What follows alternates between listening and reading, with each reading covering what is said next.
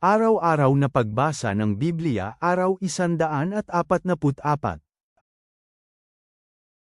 Lumang Tipan. Unang Samuel Kapitulo 14 versikulo 24 hanggang 52, 1 Samuel 15. Bagong Tipan. John 14:1-31. Huwag ninyong hayaan mabalisa ang inyong puso. Manampalataya kayo sa Diyos, manampalataya rin kayo sa akin. Sa tahanan ng aking ama ay maraming mga tirahan, kung hindi gayon, sinabi ko na sana sa inyo, sapagkat aalis ako upang maghanda ng tirahan para sa inyo. Kung aalis ako at maghanda ng matititrahan ninyo, ako ay muling babalik at tatanggapin kayo sa aking sarili, upang kung saan man ako, kayo ay naroon din. Alam ninyo ang daan kung saan ako pupunta. Sinabi ni Tomas kay Jesus, Panginoon, hindi namin alam kung saan kayo pupunta, papaano namin malalaman ang daan? Sabi ni Jesus sa kanya, Ako ang daan, ang katotohanan, at ang buhay, walang sino man ang makararating sa Ama maliban sa pamamagitan ko. Kung nakilala mo na ako, dapat kilala mo na rin ang aking Ama. Mula ngayon kilala mo na siya at nakita mo na siya. Ang sabi ni Felipe kay Jesus, Panginoon, ipakita mo sa amin ang Ama, at iyon ay sapat na sa amin. Ang sabi ni Jesus sa kanya, Felipe, hindi ba matagal na akong kasama ninyo, at hindi mo pa rin ako nakikilala? Kung sino man ang nakakita sa akin, nakakita sa Ama. Paano mo nasasabi, ipakita sa amin ang Ama? Hindi ka ba naniniwala na ako ay nasa Ama at ang Ama ay nasa akin?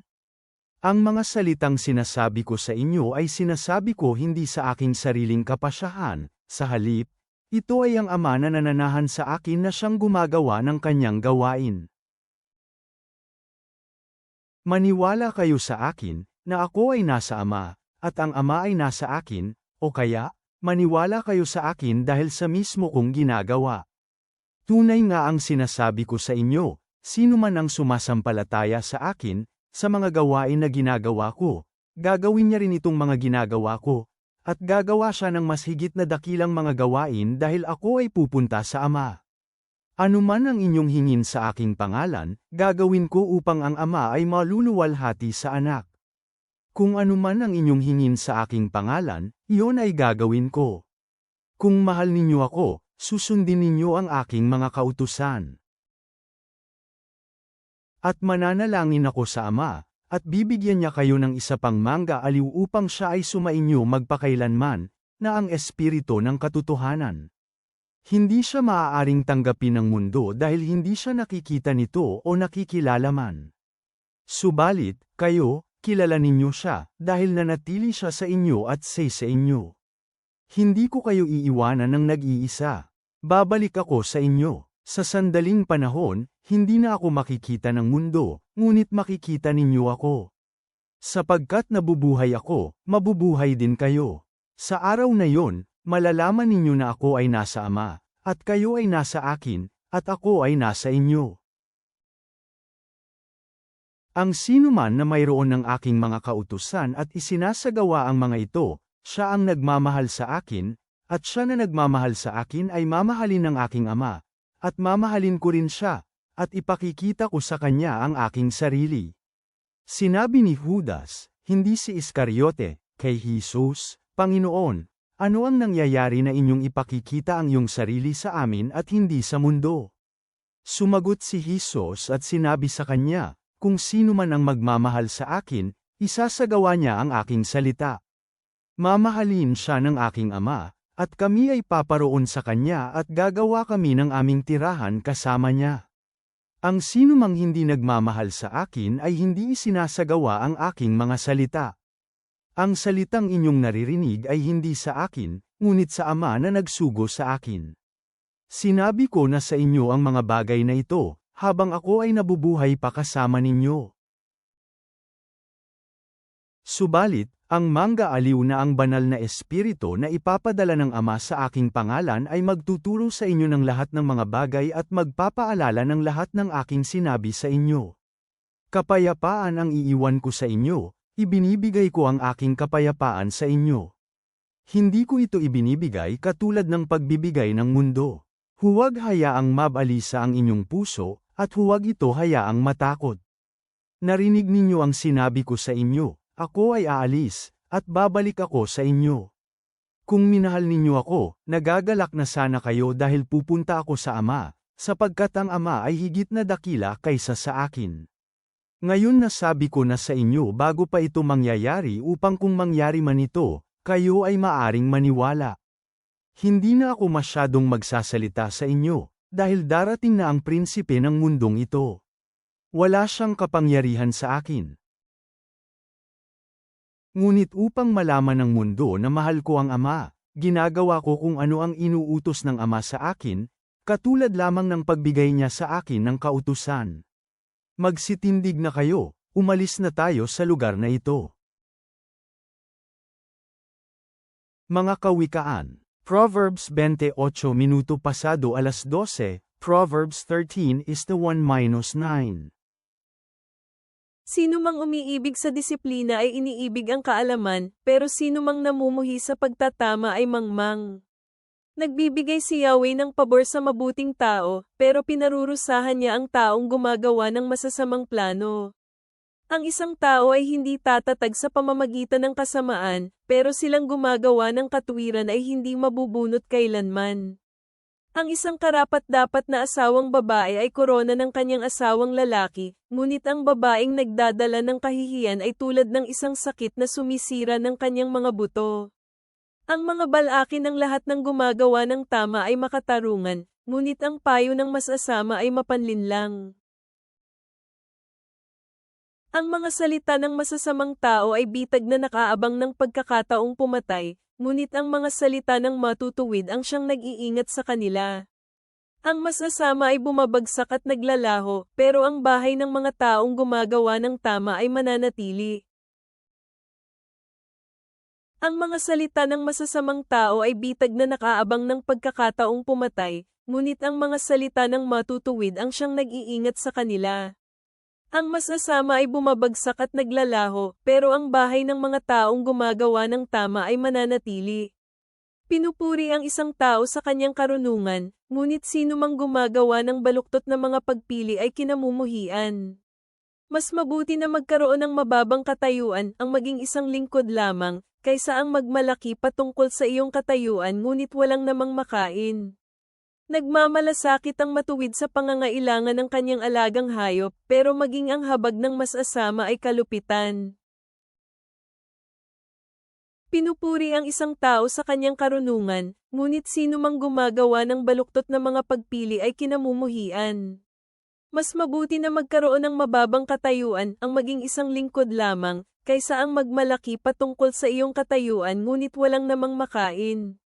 Nagmamalasakit ang matuwid sa pangangailangan ng kanyang alagang hayop, pero maging ang habag ng masasama ay kalupitan. Sino mang nagbubungkal ng kanyang lupain ay magkakaroon ng kasaganaan ng pagkain, pero sino mang naghahabol ng mga proyektong walang halaga ay hindi nag-iisip. Hinahangad ng masama ang mga ninakaw ng makasalanan mula sa iba, pero ang bunga ng mga matuwid ay galing sa kanilang mga sarili. Ang masamang tao ay nabibitag ng kanyang masamang pananalita, pero ang mga taong gumagawa ng tama ay nakaliligtas sa kapahamakan.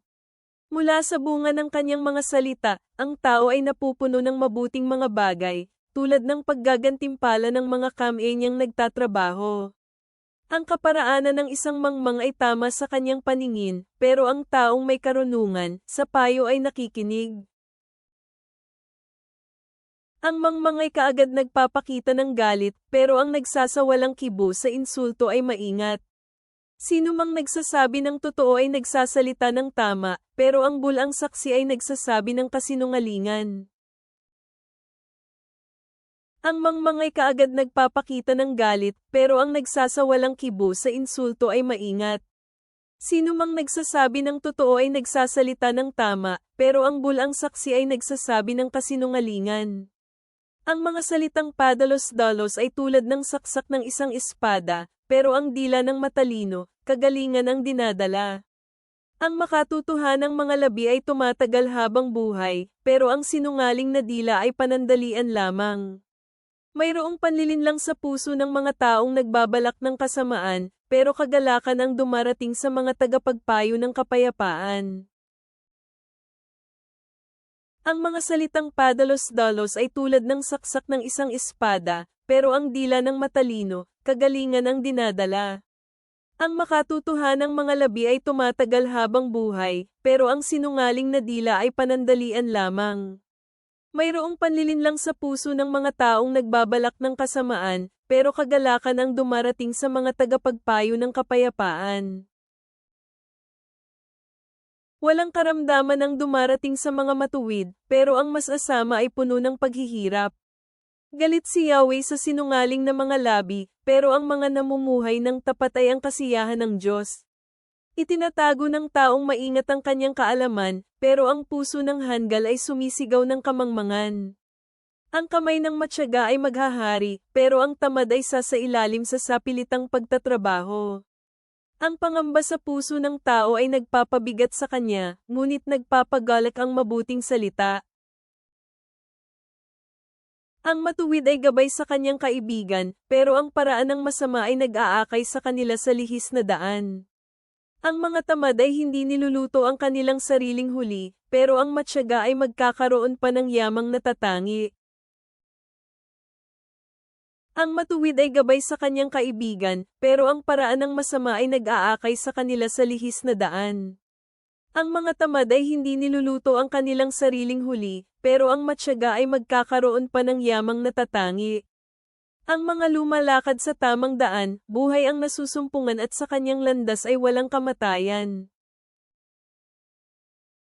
Ang matalinong anak ay nakikinig sa tagubilin ngunit ang manunuya ay hindi makikinig sa pagtutuwid.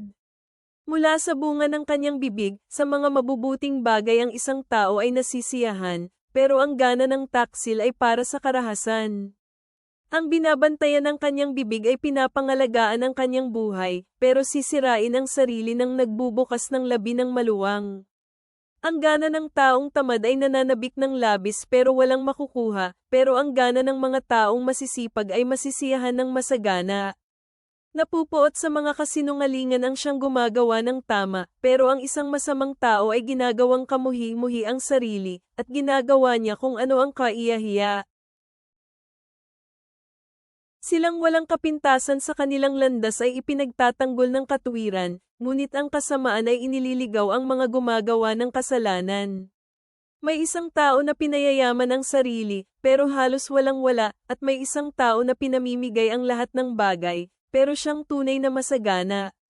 Ang taong mayaman ay maaaring tabyusan ang kanyang buhay sa pamamagitan ng kanyang mga ari-arian, pero ang taong mahirap ay hindi makatatanggap ng ganiyang uri ng pagbabanta kailanman. Ang ilaw ng gumagawa ng matuwid ay nagsasaya, pero papatayin ang lampara ng masama. Ama naming nasa langit, habang kami ay nagmumuni-muni sa katapangan ni Jonathan at sa pagsunod na hinihiling mo sa amin, naalala namin ang kahalagahan ng pagsunod sa iyong kalooban kaysa sa aming sariling mga nais. Kung paanong ang pagsuway ni Saul ay nagdulot ng mga kahihinatnan, naway tanggapin namin ang mga aral ng iyong anak, na umaaliw at gumagabay sa amin sa mga kawalan ng katiyakan ng buhay.